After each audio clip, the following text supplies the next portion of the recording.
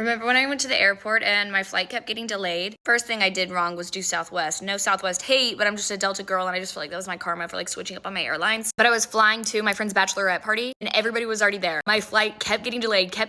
So the Nashville airport, if you didn't know, it has like all the bars that are on the bar, that are the bars from Broadway downtown. Not all of them, but whatever. So I'm like, okay, let me get a beer. Like I was drinking liquor. So the only beer that I drink is sour beers. They're like, you guys should totally try them if you're like, they're good. If you don't like beer, I promise you'd like sour beers. And I'm by myself, right? So I had one and I was like feeling it, whatever. My flight was supposed to be like in the daytime and I remember it ended up going, I was there at 9 p.m. This was like years ago, so I don't want to like say something that's not correct, but I'm pretty sure I only had 2, maybe 3 beers. And I was at the bar that was right next to my gate. I always download the app. So, you get like the updates, like you're boarding, like whatever. And so that I could like hear on the intercom or whatever. So the last update I had gotten was that like the flight was going to be at like 10 p.m. I walked to the gate, which is right next to it, closed out, whatever. And there's like a group of us all at the thing, but nobody's in the chairs. The gate's empty. And it says like the flight took off. But there was a group of us who all had come back and we were like, wait, what? We were never notified.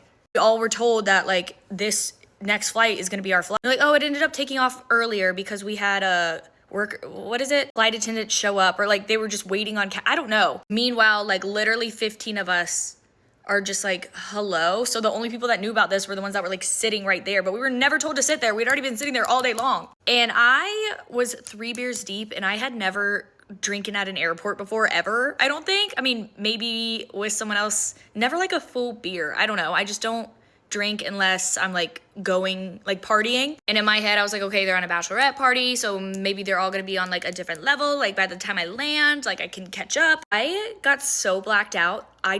This is so scary, I like don't remember much. All I had was like 2 or 3 beers. I remember leaving the airport and just being like, okay, I'm just like, fuck this. We all had to end up being on the next flight.